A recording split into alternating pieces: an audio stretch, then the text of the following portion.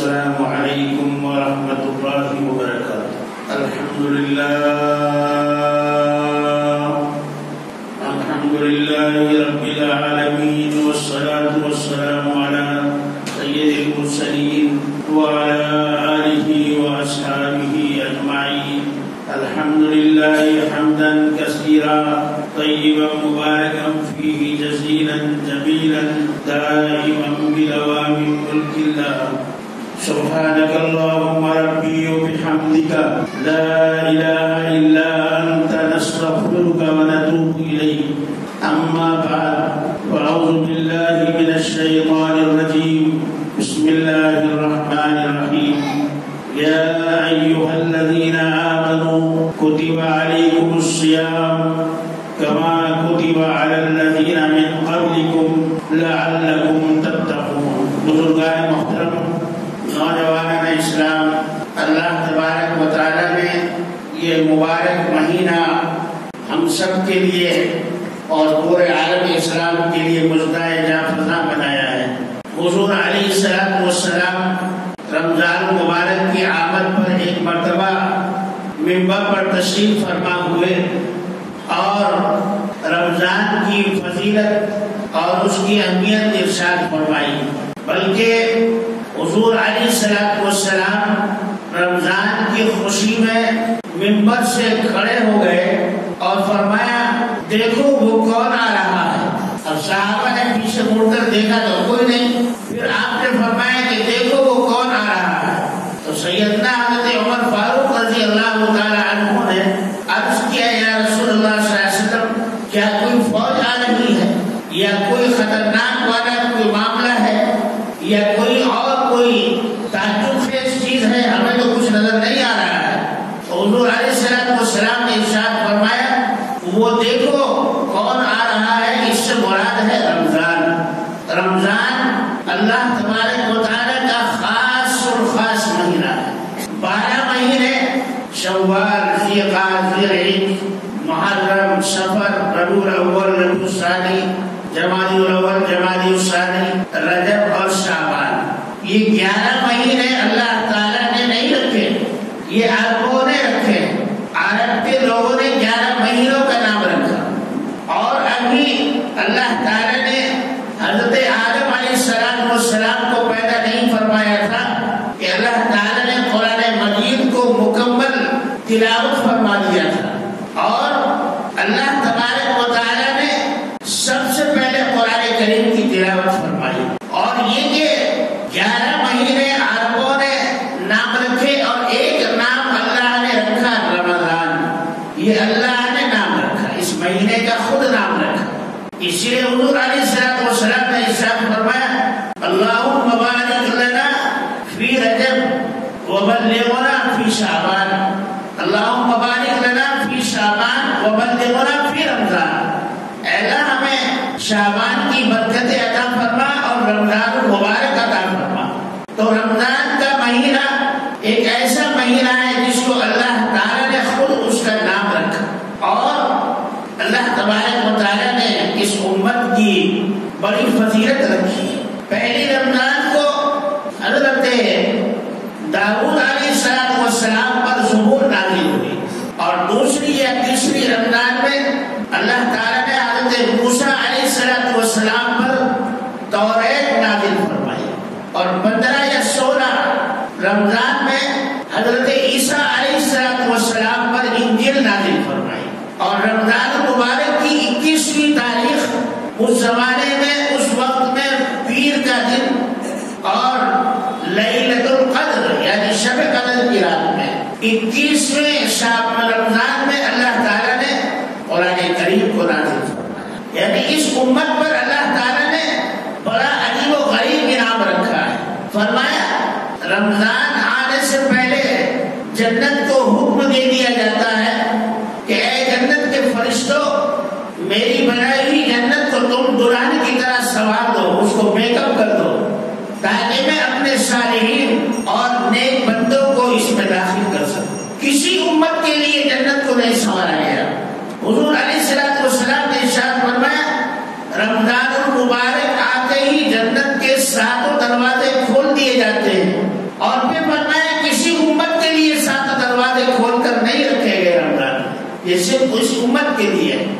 فرمایا جہنم کے دروازہ کو حکم دیا جاتا ہے اللہ تعالیٰ کی طرف سے کہ اب رمضان آ چکا ہے، اس لیے جہنم کے دروازے بند کر دیے جائیں۔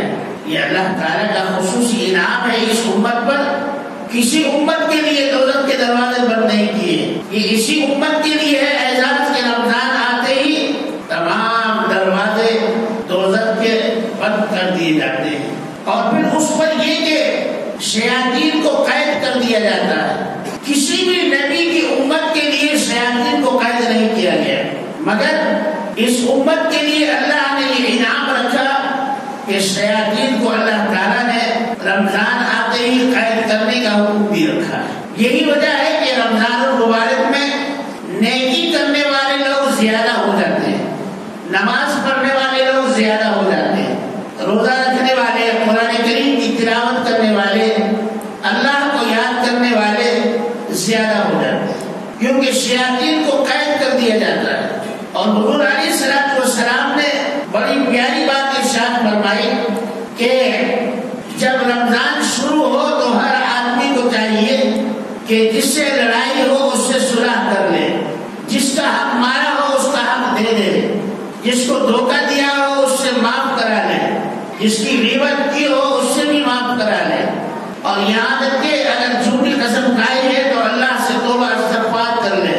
فرمایا رمضان آتے ہی صلح کر لو، رمضان آتے ہی کسی آدمی کے لیے تمہارے دل میں کینہ، بغض، حسد اور عداوت نہ ہو، تمہارا دل پاک اور صاف ہونا چاہیے، تمہارے دلوں کا کھوٹ دور ہو جائے، زنگ دور ہو جائے، کیونکہ قرآن کریم میں اللہ نے فرمایا لعلکم تتقون، روزہ رکھنے کا مقصد کیا ہے کہ تم متقی بن جاؤ، پرہیزگار بن جاؤ، اللہ سے ڈرنے والے بن جاؤ۔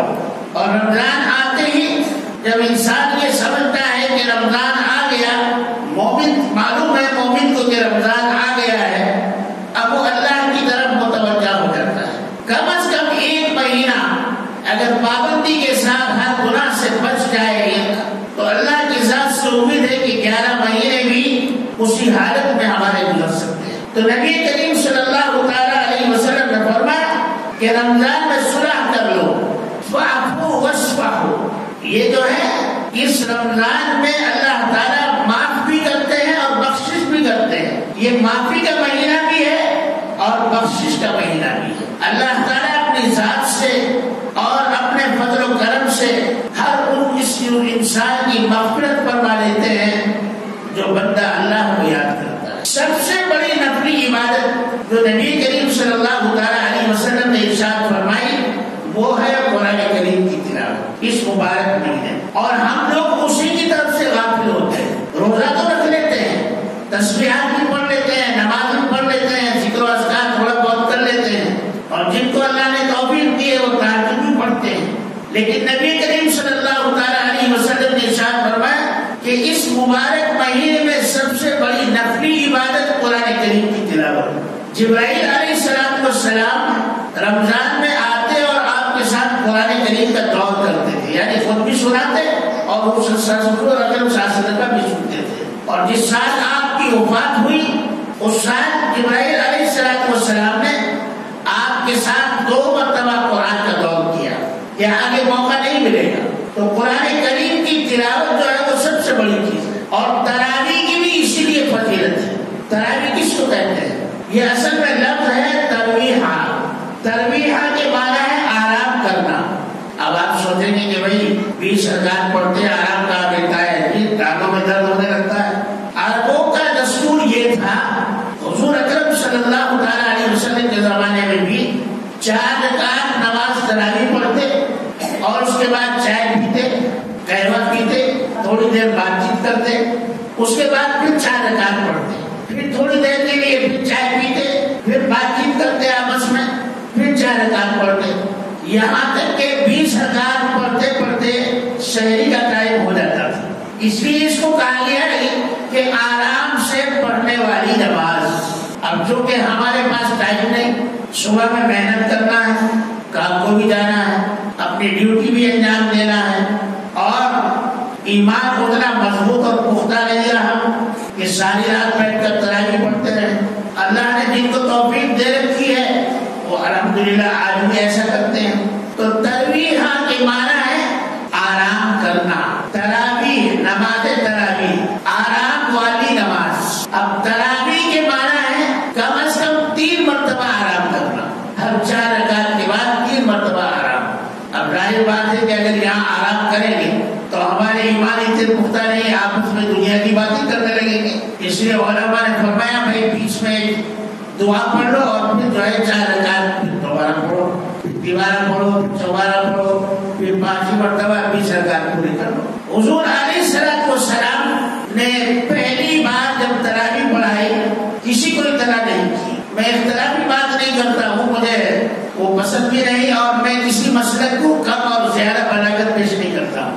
میرے نزدیک وہ لوگ جو 8 تراویح پڑھتے ہیں 8 رکعت وہ بھی صحیح ہے, اور جو 20 پڑھتے ہیں وہ بھی صحیح ہے, جو 12 پڑھتے ہیں وہ بھی صحیح ہے. لیکن میں ایک مثال دیتا ہوں, اگر کوئی آدمی ہمیں یہ کہہ دے کہ بھائی ہر رکعت کے بدلے میں آپ کو 1000 روپے ملیں گے, تو کوئی آدمی 12 رکعت نہیں پڑھے گا, 20 رکعت پڑھے گا, کہتے ہیں بھائی 1000 روپے مل رہے ہیں. تو ہمارے یہاں روپے کی قیمت ہے, نماز تراویح کی قیمت اتنی نہیں ہے. حضور علیہ الصلوۃ والسلام نے نماز تراویح پڑھی, اور پھر دوسرے دن جب حضور علیہ الصلوۃ والسلام تراویح کے لیے آئے تو اتنی جگہ یعنی مسجد اتنی بھر گئی کہ باہر تک لوگ جمع ہو گئے, دور دور سے لوگ آ گئے. تیسرے دن نبی کریم صلی اللہ علیہ وسلم تشریف نہیں لائے, لوگ انتظار کرتے رہے, یہاں تک کہ شہری کا ٹائم ہو گیا. حضور صلی اللہ علیہ وسلم تشریف لائے باہر اور فرمایا کہ میں تمہیں دیکھ رہا کہ تم بے چین تھے نماز پڑھنے کے لیے, تراویح پڑھنے کے لیے, لیکن مجھے یہ خوف ہوا کہ اگر میں اس کو پابندی سے پڑھ لوں تو ایسا نہ ہو کہ جبرائیل علیہ الصلوۃ والسلام پیغام لے آئے اللہ کی طرف سے کہ اے ہمارے محبوب, ہم نے نماز تراویح تمہاری امت پر واجب کر دی ہے, اگر واجب ہو گئی تو پھر جو ہے مشکل ہو جائے گا پڑھنا. بہت سارے لوگ ایسے بھی ہیں جو محنت کرتے ہیں اور تراویح نہیں پڑھ سکتے ہیں 20 رکعت. چنانچہ حضور علیہ الصلوۃ والسلام نے فرمایا انفرادی طور پر 2-2 4-4 آدمی نماز پڑھے. اب سیدنا ابو بکر صدیق رضی اللہ تعالیٰ عنہ کے دور میں تراویح ہوتی تھی, مگر کیسے 10-15 آدمی ادھر, 10-15 آدمی ادھر, 10-15 آدمی ادھر, 10-15 آدمی باہر, کوئی نیچے, کوئی باہر, کوئی اندر, سب مل کر اپنا پڑھ لیتے تھے. کسی نے 12 پڑھی, کسی نے 20 پڑھی, کسی نے 8 پڑھی, جتنی پڑھی چلے گئے, کسی نے 4 ہی پڑھ لی. مکے والوں کا کیا دستور ہوا کہ 4 رکعت پڑھتے اور پھر طواف کرتے, پھر 4 رکعت پڑھتے پھر طواف کرتے, پھر 4 رکعت پڑھتے پھر طواف کرتے, یہاں تک کہ شہری کا ٹائم ہو جاتا تھا. اب مدینے والوں کو ہرس آئی, یہ کیا ہو گیا بھائی, تو مکے والے سارا ثواب لوٹ کر لے جا رہے ہیں. ہمارے یہاں دنیا کمانے کے لیے تو واقعی بہت ہرس پیدا ہوتی ہے ہمیں, لیکن نیکیاں کمانے کے لیے ہرس پیدا نہیں ہوتا. آدمی جو ہے مال سے بڑا نہیں بنتا ہے, اقتدار اور حکومت سے بڑا نہیں بنتا ہے. انسان جو ہے اعمال سے بڑا بنتا ہے, تقوی سے بڑا بنتا ہے, پرہیزگاری سے بڑا بنتا ہے. اسی لیے حضور نے فرمایا ما يدخل الناس الجنہ تقوی اللہ وحسن الخلق. اللہ سے ڈرنے والا آدمی سب سے بڑا آدمی ہوتا ہے. تو مدینے والوں کو معلوم ہوا کہ مکے والے تو طواف بھی کر رہے ہیں اور تراویح بھی پڑھ رہے ہیں, تو انہوں نے 40 رکعت پڑھنی شروع کر دی. مسجد نبوی میں 40 رکعت 50 رکعت تراویح کی.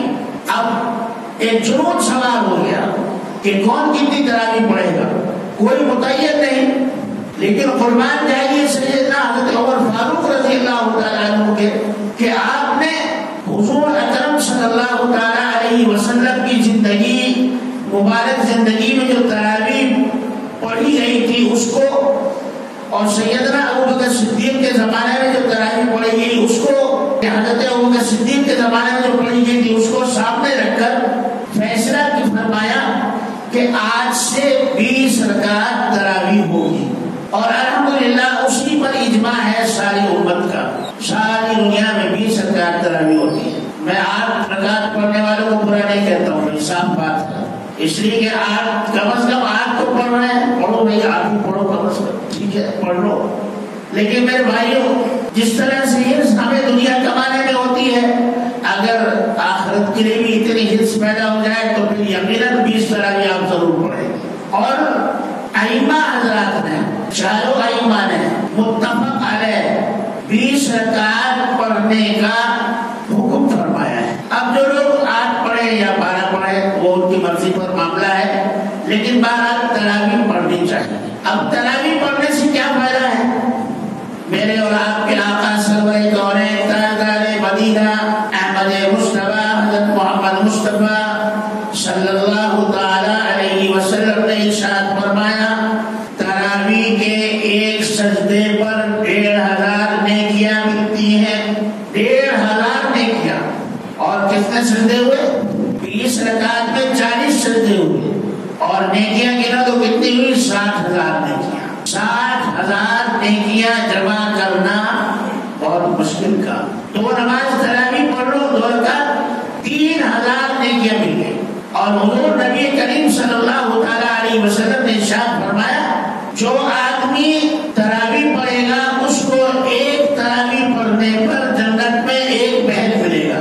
गौर से सुनो मेरे भाई, हमें अपनी औरतों को बताना है हम सब ये समझते हैं कि भाई तरावी तो कोई जरूरी चीज नहीं। हुजूर अकरम सल्लल्लाहु ताला अलैहि वसल्लम ने इरशाद फरमाया, नमाज़े तरावी पढ़ना उसका इतना सवाब है कि हर तरावी पर एक महल मिलेगा और उस महल में 40,000 दरवाजे होंगे। ये अल्लाह के नबी फरमा रहे हैं।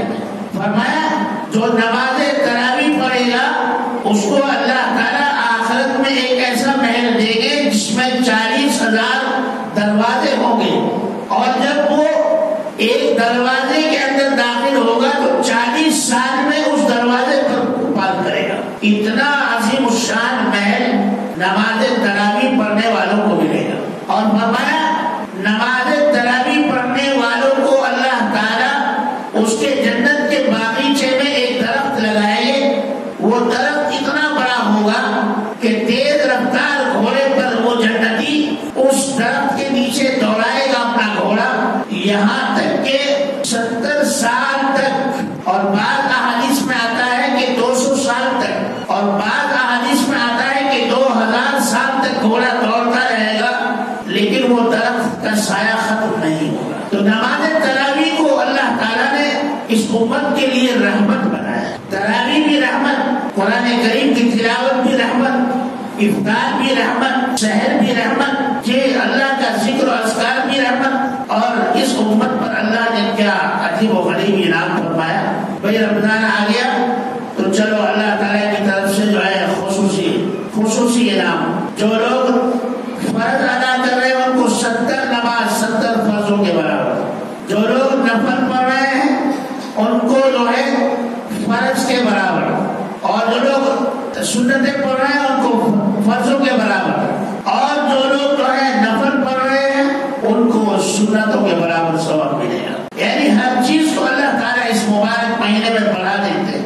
लेकिन फरमाया कि अतदरूना मा अक्सरु मा यदखुलुन नास अल जन्ना तक़वल्लाहि व हुस्नुल खल्क़।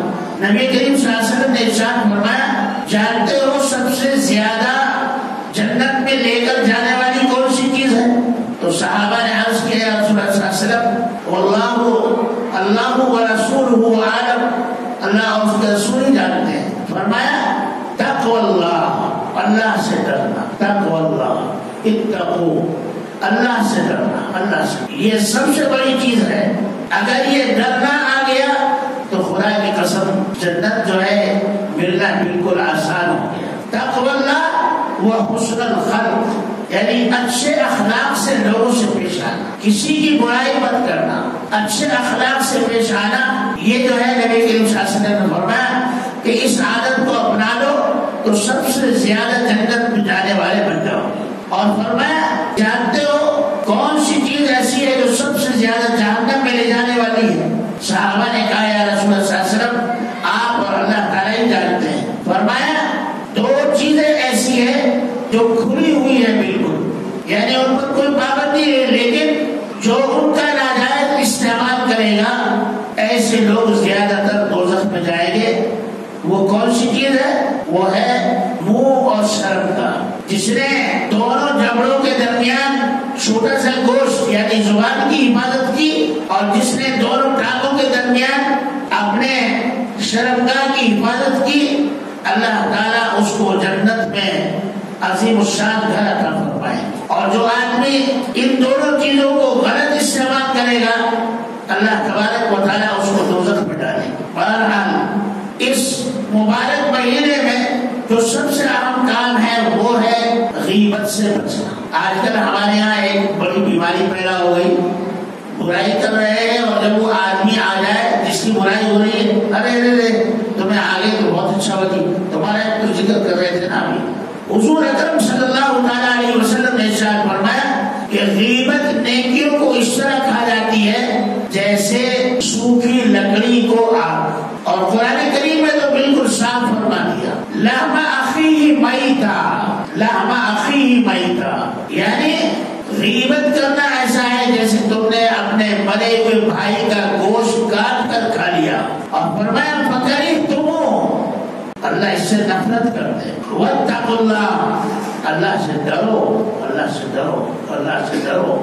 اس شاسنہ نے فرمایا جھوٹ بولنے والے کا روزہ پھٹ جاتا ہے جیسے کسی کا پیٹ پڑ جائے کسی جانور کا, تو روزہ رکھنے پر اگر آدمی جھوٹ بولتا ہے تو اس کا روزہ ختم ہو جاتا ہے. غیبت کرنے سے روزہ ختم ہو جاتا ہے. لعنت اللہ علی الکاذبین, اللہ تعالیٰ نے جھوٹ بولنے والوں پر لعنت فرمائی. اس لیے میرے بھائیوں, میرے بزرگوں, اپنے نیکیوں کی اس طرح حفاظت کرو جس طرح سونے اور چاندی اور ہیرے جواہرات کی بھی نیکی رہتی, اس سے زیادہ محنت کے ساتھ حفاظت کرے. اللہ تعالیٰ نے اس مبارک مہینے کو ہم سب کے لیے مبارک بنایا ہے, اور اس کے اندر جو ہے اللہ تعالیٰ نے دوزخ سے چھٹکارا, جہنم سے چھٹکارا اور عذابات سے چھٹکارا اس کی بشارت دی ہے اللہ تعالیٰ. کیونکہ رمضان جو ہے یہ بخشش کا مہینہ ہے. ایک بات اور ہے, وہ یہ کہ رمضان المبارک میں اگر کسی کا انتقال ہو جائے تو اس سے کوئی حساب و کتاب نہیں. کتنے خوش نصیب لوگ ہیں. میں ذکر کر رہا تھا ایک مرتبہ ایسے ہی, میں نے کہا بھائی رمضان میں دیکھو کتنے بہت سے لوگ ایسے ہیں جو بیچارے اللہ تعالیٰ ان کو بلا لیتے ہیں, ان سے ثواب بھی, ان سے حساب و کتاب بھی نہیں. ایک صاحب نے کہا کہ صاحب محمد رفیع جو گانا گاتے تھے وہ بھی تو رمضان میں مرے ہیں. میں نے کہا بھائی یہ تو اللہ تعالیٰ سے پوچھو, یہ مقدمہ وہاں لے کر جاؤ. اللہ جس کو نوازنا چاہے, اللہ تعالیٰ تو فرماتے ہیں میں سب کو معاف کر دوں گا, لیکن شرک کرنے والے کو معاف نہیں کروں. بھائی وہ بھی مسلمان تھے, اللہ نے جب رمضان میں بلایا تو یقیناً اچھی امید رکھنی چاہیے اللہ تعالیٰ سے. اور کون سا انسان اللہ کی نظر میں کتنا مقبول اور کتنا محبوب ہے یہ تو اللہ ہی جانتے ہیں. ہم اگر اس کے ظاہری چیز پر لے کر جائیں گے تو اچھی بات ہے. میں نے تو یہ بھی سنا ہے کہ وہ آدمی, میں کسی کی تعریف نہیں کرتا ہوں, لیکن اس شاسنہ نے فرمایا کہ مرے ہوئے آدمی کی برائی مت کرو. حضرت عیسیٰ علیہ السلام اپنے حواریین کے ساتھ جا رہے تھے تو ایک بکری مری ہوئی پڑی تھی, تو لوگوں نے جو ہے بدبو سے اپنے ناک پر کپڑا رکھ دیا. آپ نے فرمایا کہ اے لوگوں مرے ہوئے سے نفرت نہ کرو, اور فرمایا دیکھو لوگوں اس بکری کے نام کتنے اچھے ہیں, اس بکری کے نام کتنے سفید ہیں, کتنے اچھے ہیں. یعنی مرے ہوئے بھی خوبیاں بیان کیا. معلوم ہوا کچھ لوگوں نے بتایا کہ بڑا پکا نمازی بھی تھا. ایسے بہت سارے ہمارے معاشرے میں لوگ مل جائیں گے کہ جو کبھی نماز نہیں پڑھتے لیکن رمضان آیا اور نماز شروع کر دی.